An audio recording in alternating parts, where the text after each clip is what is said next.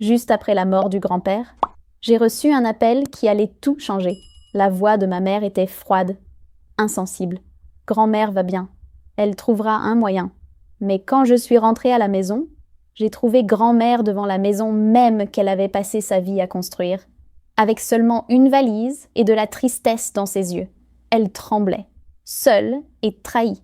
C'est à ce moment-là que j'ai juré de le leur faire payer. Ce qu'ils avaient fait au nom de l'héritage leur coûterait tout. Il ne s'agissait pas seulement de propriété, il s'agissait de cruauté déguisée en droits légaux. Ce qui a suivi redéfinirait à jamais l'héritage de notre famille. Benstias. Je m'appelle Jordan Turner. J'ai 28 ans. Je suis architecte indépendant et je travaille à Seattle depuis 1 an. Mes grands-parents, James et Evelyn Turner, m'ont élevé pendant la majeure partie de mon enfance dans une pittoresque maison victorienne en périphérie de Portland.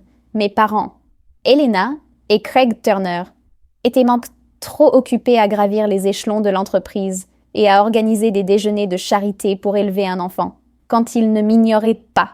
Ils me faisaient des discours sur mon manque d'ambition. Grand-père James était un homme sévère mais juste.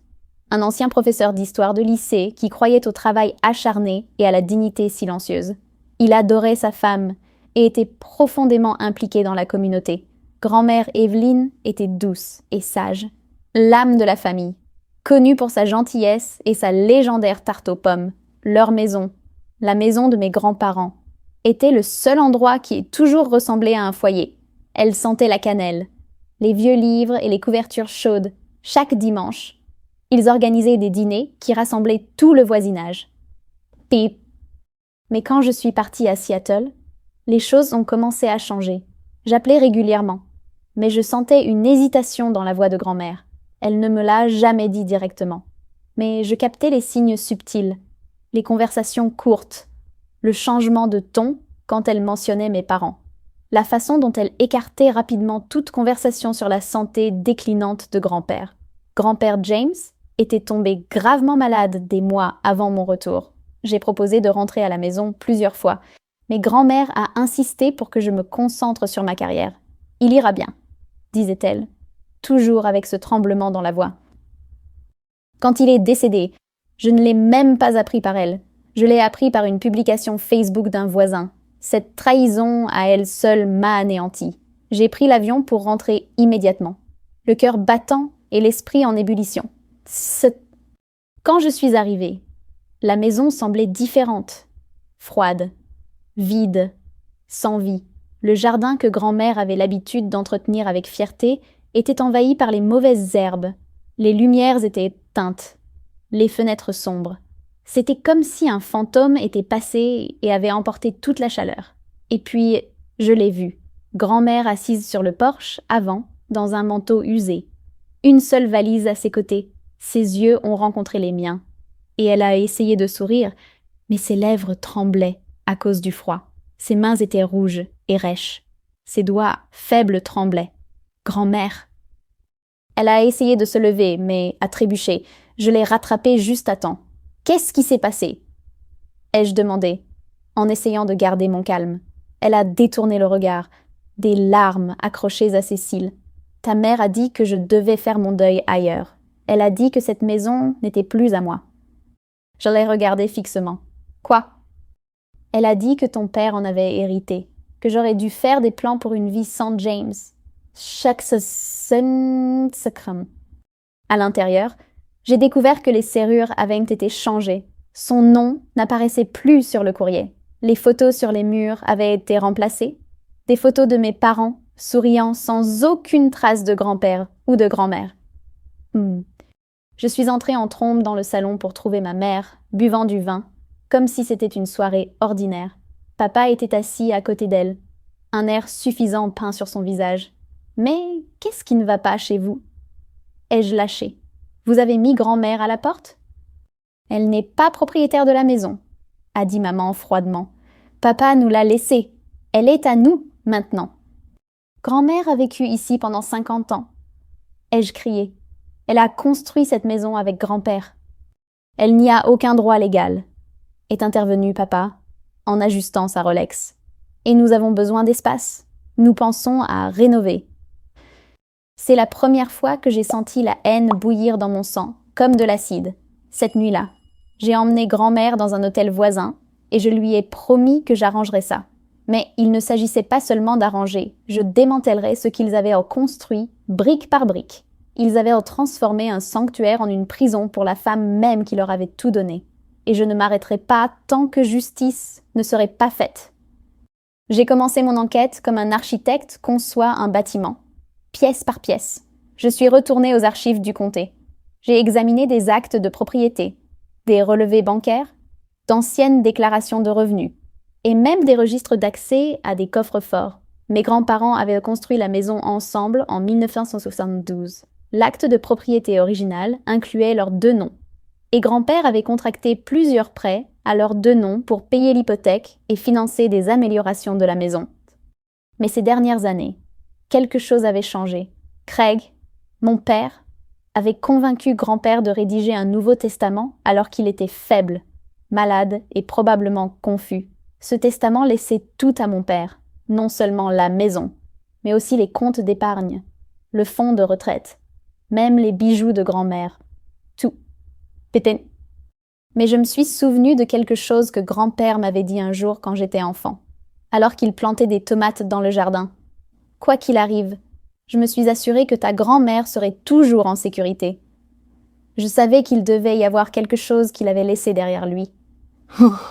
Après des semaines de recherche, je l'ai trouvé, un 2e acte de propriété, caché dans une armoire fermée à clé dans un coffre-fort, enregistré au nom d'Evelyn Turner.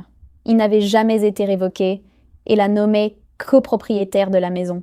À côté, j'ai trouvé une fiducie cachée, que grand-père avait discrètement établie pour grand-mère. Elle s'activerait à sa mort et contiendrait près de 2 millions de dollars. Mais ce n'était pas la pièce finale. Il y avait une lettre manuscrite de grand-père à son avocat, l'avertissant qu'il soupçonnait Craig et Alena de tenter de le manipuler. Il avait laissé des instructions explicites pour que l'acte de propriété original et le fonds fiduciaire restent intacts. Quels que soient les documents signés par la suite, armé de cela, j'ai contacté un avocat de confiance et j'ai intenté une action en justice discrètement. Je n'en ai pas parlé à mes parents. Je les ai laissés continuer dans leur bonheur ignorant, simultanément. J'ai contacté un agent immobilier sous une identité différente. Je leur ai fait une offre. Je voulais acheter la maison discrètement par l'intermédiaire d'une fiducie légale en utilisant le propre fonds fiduciaire de grand-mère en 3 semaines. La maison appartenait de nouveau légalement à Evelyn Turner, la maison même dont il l'avait expulsée. 1 semaine plus tard, j'ai invité mes parents à dîner. Ils sont entrés comme des rois, avec un air de supériorité et d'arrogance.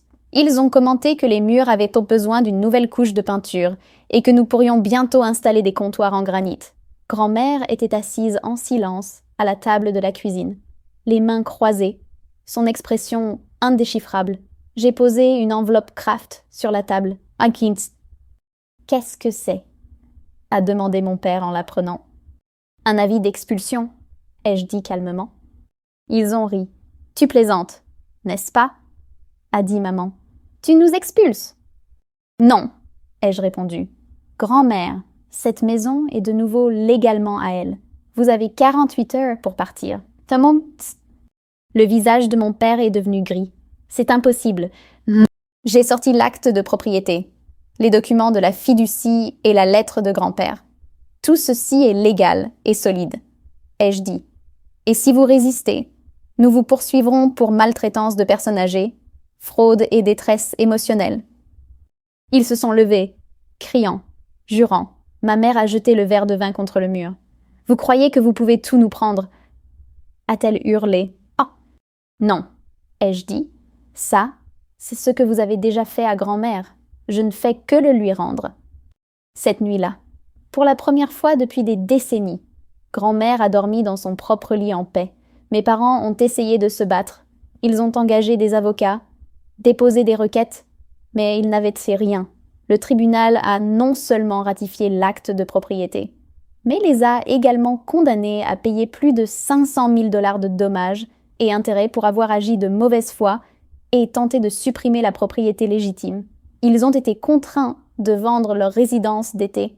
Leurs comptes ont été gelés, leur réputation détruite. Même leurs prétendus amis ont disparu.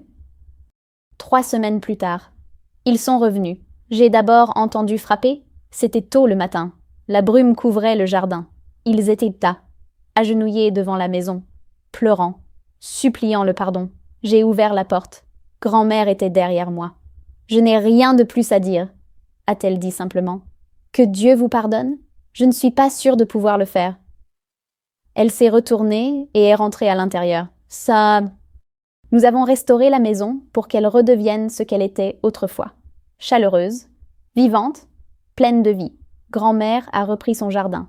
Elle a recommencé à organiser des dîners du dimanche. Cette fois avec des voisins, des amis et des gens qui se souciaient vraiment. Elle a utilisé une partie du fonds fiduciaire pour créer une bourse au nom de grand-père pour les étudiants défavorisés, aspirant à devenir enseignants. Un hommage à l'homme qui n'a jamais cessé de donner. Mais quant à mes parents, ils ont déménagé dans un appartement exigu dans un quartier oublié de la ville. Personne ne leur rendait visite. Ils sont devenus des fantômes. La vengeance n'était pas une question de feu et de fureur, c'était le retour silencieux de la dignité. Et moi, je suis restée. J'ai construit mon cabinet d'architecture à proximité, chaque matin. Je prenais le café avec grand-mère sur le porche. Chaque soir, nous allumions la lumière du porche, comme grand-père le faisait. Parce que la famille, ce n'est pas une question de sang, c'est une question d'amour, de loyauté et de qui est là quand tous les autres partent. Fin.